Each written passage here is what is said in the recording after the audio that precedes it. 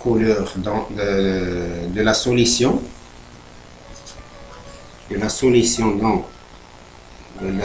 dans le bécher de plus FE 3 plus et MnO4 moins avec Mn de plus. Donc les demi-équations, on a FE de plus donne FE 3 plus un électron, donc les deux sens. MnO4 moins donne Mn de plus, Mn de plus, on a ici 4 oxygènes, plus 4 H2O, et ici plus 8 H, plus, on a 7, plus 7, ici plus 2, donc c'est plus 5 électrons. Pour avoir l'équilibre, on a ici un électron, ici on a 5 électrons. On va multiplier par 5 pour avoir l'équation globale de l'équation bilan. MnO4 moins plus 5 Fe de plus 8 H plus donne Mn de plus 5 Fe 3 plus 4 H2. C'est ça l'équation globale. Donc il faut avoir le même nombre d'électrons échangés au cours d'une réaction d'oxydo-réduction. Maintenant je passe, donc on suppose que la quantité de matière initiale de Fe de plus, c'est C1 fois V1. Ni de MnO4 moins, c'est C2 V2, bien sûr, d'équivalence. V2 d'équivalence, à l'équivalence. Bien V d'équivalence tout simplement aussi. Donc V2 d'équivalence. Bon, donc le tableau, comme vous voyez ici, on écrit équation de la réaction.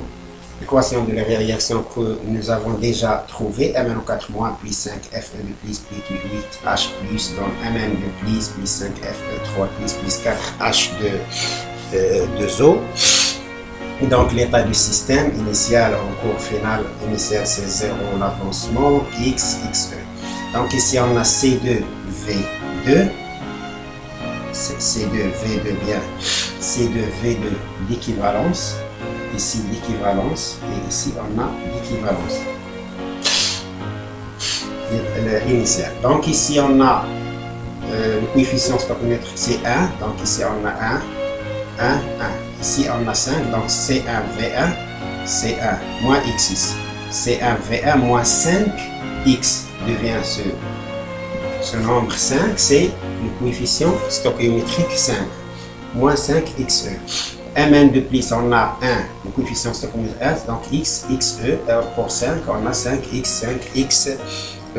Donc, à l'équivalence, qu'est-ce qu'on a à l'équivalence? À l'équivalence,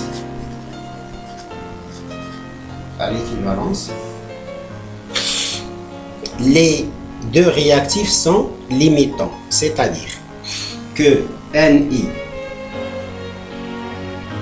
MnO4 moins, initial bien sûr, moins XE égale 0, c'est-à-dire tout simplement C2 V2E moins XE égale à 0, ce qui nous donne XE égale C2 V2 d'équivalence. Oui, c'est très bien. De la même façon, N initial de Fe de plus moins 5XE égale à 0, c'est-à-dire C. Non, ici c'est C1.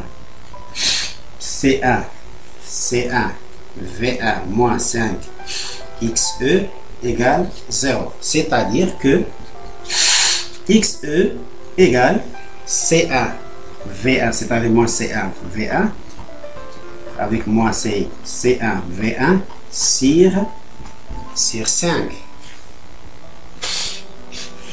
Donc on a XE égale à C1 V1 sur 5 et XE égale à C2 V2 d'équivalence. Donc, qu'est-ce qu'on aura? C1 V1 sur 5 égale C2 V2 d'équivalence.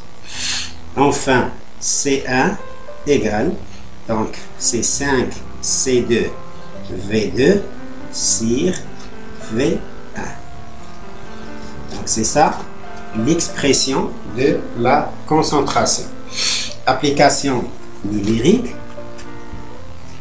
On a C1 égale 5 C2 c'est 2,5 10 à la puissance moins 2 d'après votre activité. 2,5 10 à la puissance moins 2 fois V2 c'est 10 millilitres. Si on veut faire la conversion, fois 10 moins 3.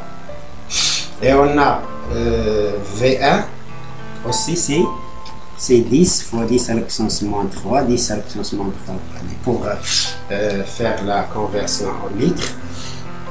Ici, donc, on trouve C1 égale 0,125 mol litre moins 1 l'unité de la concentration.